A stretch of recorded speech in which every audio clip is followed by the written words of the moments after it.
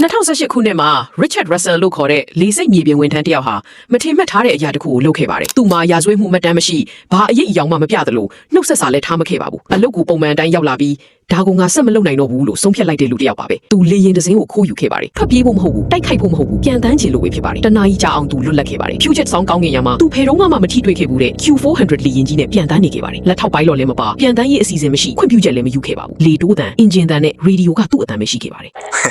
ငါသာဒီလေရင်ကိုအောင်မြင်စင်းတက်တိုင်းရင်သူတို့ငါ့ကိုအလုပ်ပေးမယ်ထင်လားငါဗီဒီယိုဂိမ်းတွေဆော့ဘူးတဲ့ဒါကြောင့်ဘာလုပ်ရမလဲဆိုတာနည်းနည်းတော့သိပါတယ်သူရေမောခဲ့ပါတယ်ပြီးတော့လေရင်ကိုလေလဲမှာတစ်ပတ်လှည့်ပြခဲ့ပါတယ်180ဒီဂရီပြည့်ပြည့်စုံနဲ့ပြန်လည်ထိန်းချုပ်မှုရေပြင်အထက်3မီတာအကွာမှာဖြစ်ပါတယ်ရုပ်ရှင်တွေကအခန်းတစ်ခန်းလိုပါပဲဒါပေမဲ့ဒါကလှုပ်ဆက်မဟုတ်ဘူးဒါဟာသူ့ရဲ့နောက်ဆုံးနှုတ်ဆက်ခြင်းဖြစ်ပါတယ်ငါတကယ်တော့လေရင်ကိုပြန်ဆင်းဖို့စိတ်ကူးမရှိပါဘူးငါကစိတ်တက်တွေကြီးမွားနေတဲ့လူတစ်ယောက်ပါပဲသူဟာတိတ်ဆိတ်တဲ့ကျွန်းတကျွန်းပေါ်ကိုပြက်ကျသွားခဲ့ပါတယ်လူတွေကသူ့ကို Sky King လို့ခေါ်ကြပါတယ်သူကောင်းကင်ကိုအနိုင်ယူခဲ့လို့မဟုတ်ပါဘူးသူ့ဘဝမှာတနာရီစာလောက်ပဲဖြစ်ဖြစ်သူကိုယ်တိုင်ထိန်းချုပ်ခွင့်ရခဲ့လို့ပဲဖြစ်ပါတယ်